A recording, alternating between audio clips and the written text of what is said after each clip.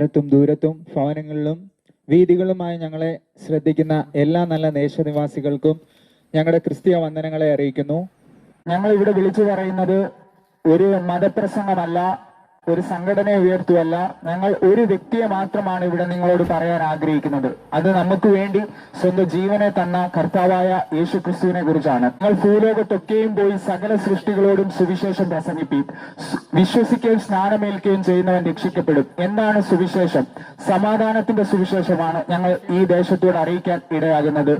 കാരണമെന്ന് ചോദിച്ചാൽ ക്രൂശിന്റെ വചനം നശിച്ചു പോകുന്നവർക്ക് ഭോഷത്വവും രക്ഷിക്കപ്പെട്ട നമുക്ക് ദൈവശക്തിയാകുന്നു. ഒരിക്കൽ മരണവും ഒരിക്കൽ ന്യായവിധിയും സകല മനുഷ്യർക്കും വെച്ചിരിക്കുന്ന ഒന്നാണ്. നമ്മൾ ഒരിക്കൽ മരിക്കും. മരിച്ചു കഴിഞ്ഞാൽ പിന്നെ ഒരു ന്യായവിധിയാണ്. പല ആളുകൾ പറയുന്ന ഒരു കാര്യമുണ്ട്, ഈ ലോകത്ത് തന്നെയാണ് സ്വർഗവും നരകവും. നമ്മുടെ ജീവിതത്തിൽ തന്നെയാണ് സ്വർഗവും നരകവും. എന്നാൽ ബൈബിൾ വ്യക്തമായി പറയുന്നു ഒരിക്കൽ മരണവും പിന്നെ ന്യായവിധിയും ഉണ്ട്. യേശുവിൽ വിശ്വസിക്കാത്ത അവരെ പാപത്തിന് പരിഹാരം നേടാത്ത ഒരു വ്യക്തി മരിക്കുമെങ്കിൽ അവന്റെ പ്രാണൻ ഒരു നരകത്തിലേക്ക് തന്നെ പോകും. നിങ്ങൾ ഇന്ന് മരിക്കുകയാണെങ്കിൽ നിങ്ങളുടെ ജീവൻ നിത്യ നരകത്തിൽ പോകരുത്. ഞാൻ തന്നെ വഴിയും സത്യവും ജീവനുമാകുന്നു, എന്നിൽ കൂടി അല്ലാതെ ആരും പിതാവിന്റെ അരികിൽ വരികയില്ലെന്ന് ആ പറഞ്ഞ രക്ഷിതാവായ യേശുവിന്റെ സുവിശേഷം നിങ്ങളോട് അറിയിക്കുവാനും നിങ്ങൾക്ക് വേണ്ടി പ്രാർത്ഥിക്കും.